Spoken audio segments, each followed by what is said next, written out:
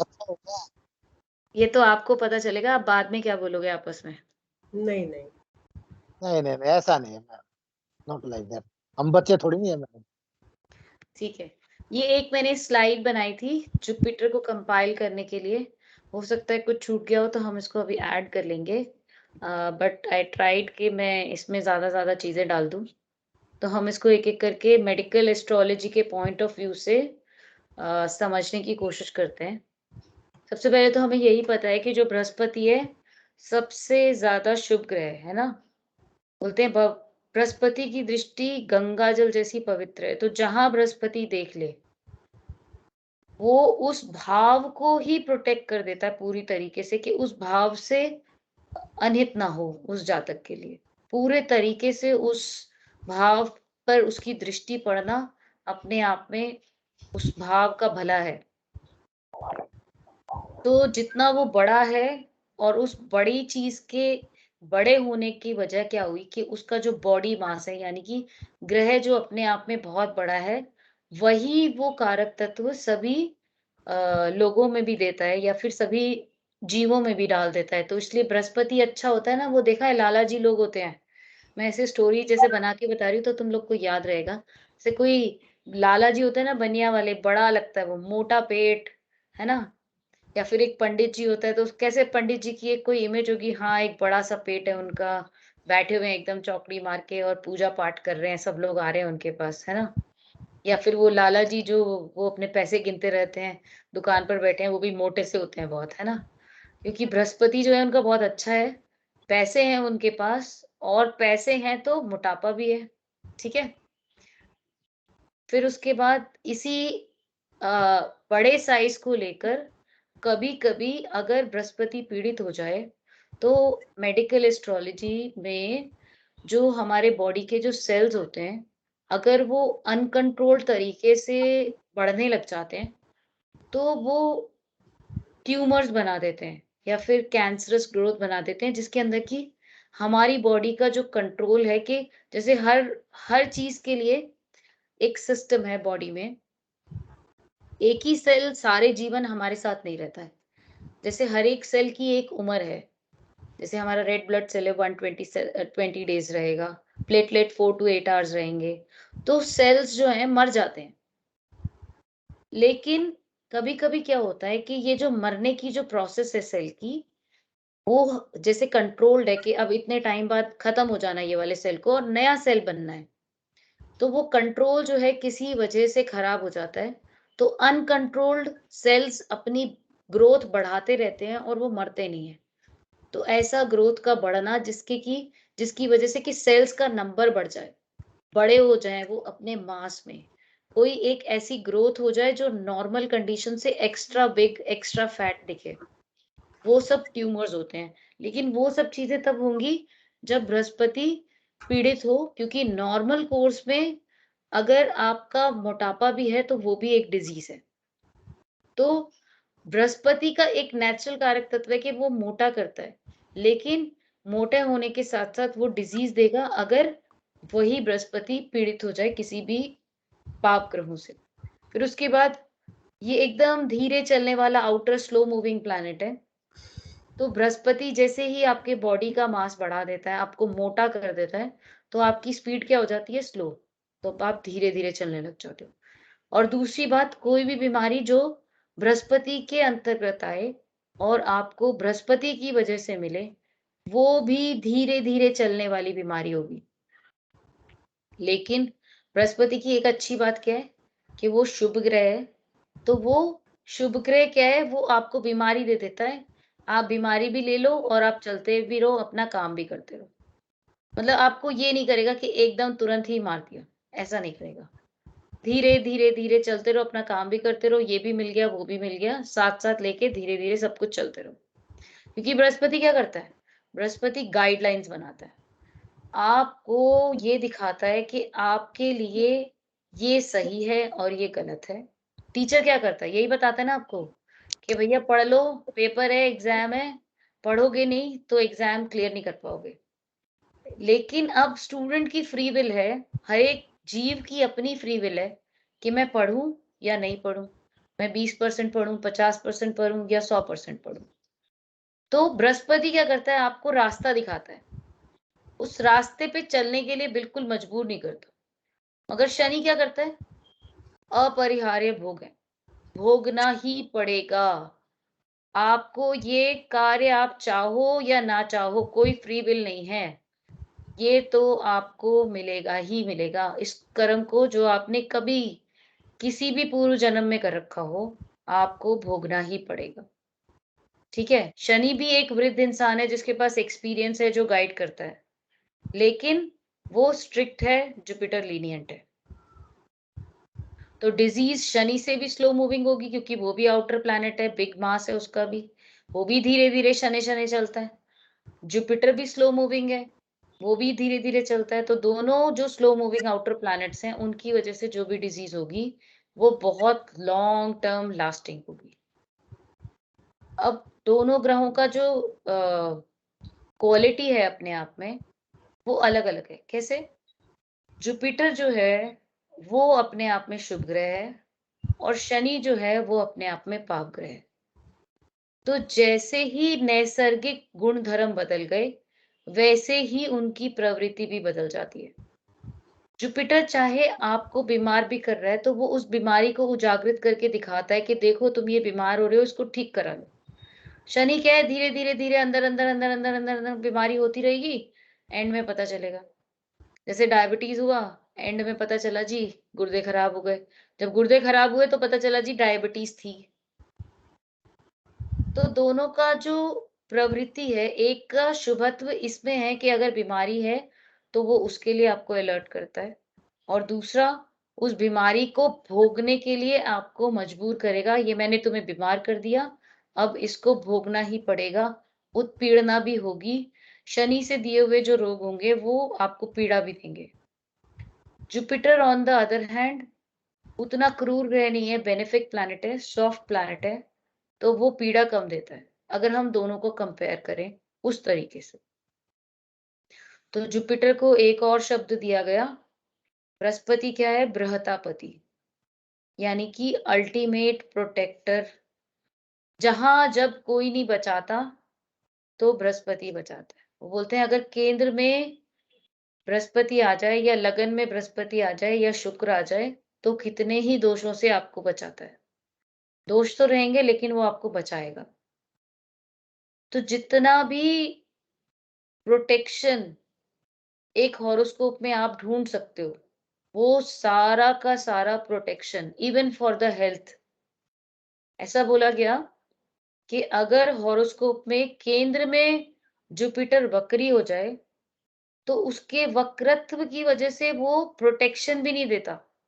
लेकिन ऐसा ही जुपिटर यदि केंद्र में नीच का भी होके बैठा हो, लेकिन केंद्र में बैठा है, तो वो बृहस्पति फिर भी कहीं ना कहीं आपका बचाव कर लेगा। तो ये इम्पोर्टेंट पॉइंट है कि मेडिकल एस्ट्रोलॉजी में वक्री ग्रह अपने आप में बीमारी देने के लिए सक्षम है, चाहे वो बृहस्पति क्यों ना हो। और ऐसा बृहस्पति जो वक्री होके केंद्र में बैठा है, उसकी जो प्रोटेक्ट करने की क्वालिटी है, वो भी काफी हद तक कम हो जाती है। मेडिकल एस्ट्रोलॉजी से रिलेटेड बात कर रही हूँ मैं। फिर उसके रेट्रोग्रेशन की वजह से अलग अपने इफेक्ट्स हैं। वो जीव, नॉन जीव, जो भी living and non living effects होते हैं, कुछ अच्छे होते हैं, कुछ खराब हैं, लेकिन फिर मिलता सब कुछ बुके में है, अच्छा और बुरा सब कुछ इकट्ठा। फिर इस बारे में हमने बात कर ली कि जुपिटर क्या करता है, एडवाइस करता है आपको। Jupiter is like a teacher और ही इज लाइक अ गुरु। जब हम टीचर की बात करते हैं और जब हम गुरु की बात करते हैं, तो दो शब्द लगते हैं सुनने में बहुत एकदम सिमिलर। टीचर कौन है? टीचर हम हैं। जैसे हमने बुक से पढ़ा और आपको पढ़ा दिया।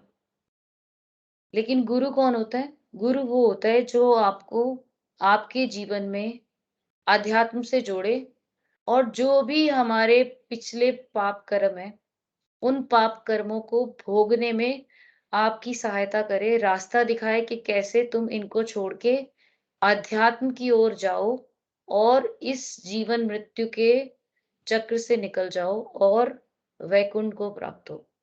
तो गुरु और टीचर बहुत अलग है। हम सब टीचर, मैं तो सिर्फ टीचर ही हूँ। गाइड हो सकता है, कोई प्रीचर हो सकता है, बट गुरु मिलना ही अपने आप में बहुत बड़ी एक प्रॉमिस ऑफ द चार्ट है कि गुरु मिले या ना मिले, ठीक है? क्योंकि जब आपको गुरु मिल जाता है तो वो गुरु भी आपके किए हुए पाप कर्मों में अधिकारी बन जाता है। तो आपके पाप कर्म काट देता है गुरु। आपको आपके पाप से निकाल कर आपको अध्यात्म से जोड़ सकता है। तो to have a guru in life is a big blessing. Not all of us have it, but those who have, they are the lucky ones. ठीक है? तो अच्छा जुपिटर होना, धर्म स्थान से जुपिटर के जुड़ा होना और पंचम या नवम के साथ किसी भी तरीके से लगन लग्नेश के साथ अगर गुरु जुड़ा हुआ है या अष्टम के साथ भी, तब भी आपको कोई ना कोई आध्यात्मिक गुरु इस जीवन में मिलेगा। और जब भी आपकी गुरु की दशा होगी, ऐसे लोग मिलेंगे जो आपको गुरु तुल्य आपका मार्गदर्शन करें। अब ये जो गुरु का जो हमारे मेडिकल एस्ट्रोलॉजी को लेकर बात है, वो सबसे इम्पोर्टेंट बात है कि जो भी हमारे शरीर के अंग मीठे के पाचन के साथ जुड़े हुए हैं, वो सभी के सभी अंग गुरु के अंतर्गत आते हैं। तो जो मीठा, क्योंकि गुरु का जो स्वाद है वो मीठा है और गुरु का जो शरीर है वो भारी है, फैट है, मोटा है। तो जो हमारे फैट, वसा और चीनी को जो भी अंग किसी भी तरीके से पचाने में मदद करें, वो सभी अंग गुरु के अंतर्गत आएंगे। जैसे कि यहाँ पर लिखा हुआ है कि लिवर और पैंक्रियास, सारा का सारा हमारा शुगर का मेटाबॉलिज्म, जो भी हम खाते हैं उसका पूरा मेटाबॉलिज्म, यानी कि जो हमने खाना खाया उस खाने में से जो एनर्जी निकली उस शुगर को यूज करके, उस एनर्जी को मैंने अपने लिए यूज करना है या उस एनर्जी को मुझे स्टोर करना है या फिर मुझे उसे लिवर के अंदर स्टोर करना है या अपने फैट सेल्स के अंदर स्टोर करना है, वो सब हमारा लिवर डिसाइड करता है। तो सारा का सारा ग्लूकोज का मेजर मेटाबॉलिज्म लिवर में होता है। इसलिए गुरु जो है वो लिवर को रिप्रेजेंट करता है। फिर उसके बाद पैंक्रियास जो एक ग्रंथि है जो हमारे पेट के लिवर के बिल्कुल ऑपोजिट साइड पे रहता है, left side of the abdomen. तो छठे भाव में आपका पैंक्रियास आता है और लिवर भी आता है। तो छठे भाव में यदि कोई पीड़ा आए या कोई मेलेफिक्स हो और जुपिटर भी पीड़ित हो, तो ऐसे लोगों को इस प्रोसेस में, यानी कि ग्लूकोज के मेटाबॉलिज्म में कोई ना कोई डिफेक्ट आ सकता है। बिकॉज ये जो पैंक्रियास ग्रंथि है, इसके अंदर से ही मेजर इंसुलिन निकलता है और सिर्फ यहीं से निकलता है। ये इंसुलिन जो हमारी बॉडी में निकलता है, उसका काम क्या है कि वो ग्लूकोज को हमारी बॉडी के अंदर सेल्स के अंदर लेके जाता है, ताकि हमारी बॉडी ग्लूकोज को, हमारी बॉडी सेल के लेवल पर ग्लूकोज को इस्तेमाल कर सके और अपने लिए ऐसी एनर्जी प्रोड्यूस कर सके जिससे हमारे सेल्स के अंदर जो जो काम होता है वो एनर्जी हमें मिले और हमारे सेल्स हमारे लिए ताकत बनाकर हमें एनर्जेटिक बनाकर रखे। तो पैंक्रियास से इंसुलिन निकलता है जो ग्लूकोज पर एक्ट करता है और ग्लूकोज को न्यूट्रलाइज करता है और ग्लूकोज को सेल्स के अंदर ले जाता है ताकि हमारे सेल्स उसको यूज कर सकें। जब इसी पैंक्रियास से इंसुलिन जो निकलता है वो डिफेक्टिव होता है या फिर कम निकलता है, तो हमारी बॉडी का ग्लूकोज जो होता है वो ब्लड में रह जाता है और ब्लड से सेल्स के अंदर नहीं जा पाता और हमारे ब्लड में चीनी बढ़ जाती है और शुगर घोषित हो जाती है। तो हम क्या करते हैं, ऐसी दवाइयाँ देते हैं जिनकी वजह से ब्लड का जो शुगर है वो सेल्स के अंदर चला जाए और हमारे सेल्स उस शुगर को यूज करें और जो भी काम हमारे सेल को करना है, चाहे वो खाना बनाने का, खाना पचाने का, जो भी करना होता है, जिस भी सेलुलर लेवल पे करना होता है, वो उस ग्लूकोज को यूज करके हमें ताकत दे पाए। ठीक है। अब नेक्स्ट हो गया, ये फैट एंड ओबेसिटी पे हमने बात कर ली। जो मोटापा रहता है वो फैट की वजह से आपको जो दिखता है, और फैट सेल्स में भी बहुत सारा ग्लूकोज जो है वो स्टोर होता है, इसलिए वहां पर भी जुपिटर का रोल है। तो लिवर से रिलेटेड जो भी बीमारियां रहती हैं, जैसे जॉन्डिस हो जाना या हेपेटाइटिस बोल देते हैं हम मेडिकल टर्म में, या लिवर की और भी डिजीजेस जिसमें लिवर का ट्यूमर हो, या फिर ग्लूकोज मेटाबॉलिज्म डिस्टर्बेंस जो कि डायबिटीज के रूप में है वो, स्प्लीन यानी कि तिल्ली का बड़ा हो जाना, ये कुछ ऐसी बीमारियों में हो जाता है जब खून कम हो या मलेरिया हो या कुछ ऐसे इन्फेक्शियस डिजीज काला अज़र होता है। तो ऐसी डिजीजेस जिनके अंदर स्प्लीन का बढ़ जाना दिखता है, वो भी बृहस्पति के अंतर्गत आती हैं। फिर पैंक्रियास की अभी हमने बात कर ली, कार्बोहाइड्रेट मेटाबॉलिज्म, या फिर शुगर जो डायबिटीज की अभी हमने बात की। फिर बृहस्पति का डाइजेशन, खाने के पाचन में भी बहुत बड़ा रोल है, क्योंकि हमारे लिवर से बहुत सारे एंजाइम्स बाइल के अंदर जाते हैं, अ, और वो बाइल पूरा का पूरा हमारे पेट के अंदर जाता है, और पैंक्रियास से भी कुछ ऐसे एंजाइम्स निकलते हैं जो हमारे खाने के अंदर हेल्प करते हैं, डाइजेशन के अंदर हेल्प करते हैं। तो लिवर का बहुत बड़ा रोल है डाइजेशन में। तो अगर आपका खाना पचता नहीं है ढंग से, तो वहाँ पर भी लिवर ही रिस्पॉन्सिबल होता है। तो अगर लिवर का अफ़्लिक्शन है, तो खाने का अपच हो सकता है।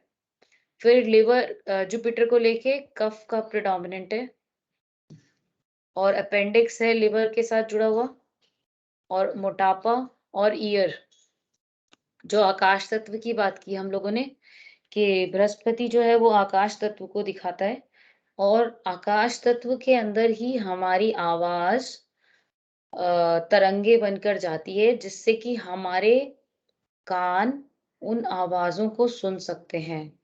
तो अगर बृहस्पति पीड़ित हो, तो ऐसी भी प्रॉब्लम हो सकती है कि सुनने में कोई दिक्कत आ जाए, कम सुनाई दे रहा हो, या फिर कान में बार बार इन्फेक्शन हो जाता हो। उसके लिए भी जुपिटर रिस्पॉन्सिबल है। फिर उसके बाद आपका इस जीवन में अपने लिए अपना एक प्रेजेंस को महसूस करना, कॉन्शियस होना, कि हाँ, मैं यहाँ बैठा हूँ, ये मेरा कमरा है, यहाँ पर मेरे आसपास ये सब चीजें हैं, उन सब के लिए भी जुपिटर ही रिस्पॉन्सिबल है। अगर कभी जुपिटर अफ्लिक्शन में आ जाता है, तो आपने बहुत सारे लोगों को देखा होगा कि वो फेंट हो जाते हैं, चक्कर आ जाते हैं, गिर जाते हैं, बेहोश हो जाते हैं, अपनी कॉन्शियसनेस छोड़ देते हैं, लॉस ऑफ कॉन्शियसनेस हो जाती है उनकी, फेंट हो जाते हैं, बेहोश हो जाते हैं, और कभी-कभी एपिलेप्सी भी हो जाती है, तो बेहोशी सी हो जाती है उसमें। फिर उसके बाद ट्यूमर्स और ग्रोथ की बात करी हमने, कि अनकंट्रोल्ड ग्रोथ हो जाती है, और मीठे की बात की हमने कि टेस्ट जो है वो जुपिटर का स्वीट होता है, तो इसलिए मीठे का कारक है। ठीक है? तो ये मैंने जो कंपाइल किया था वो मैंने आपको दे दिया जुपिटर के लिए। अब आपके कोई क्वेश्चंस हैं तो आप वो बता दो।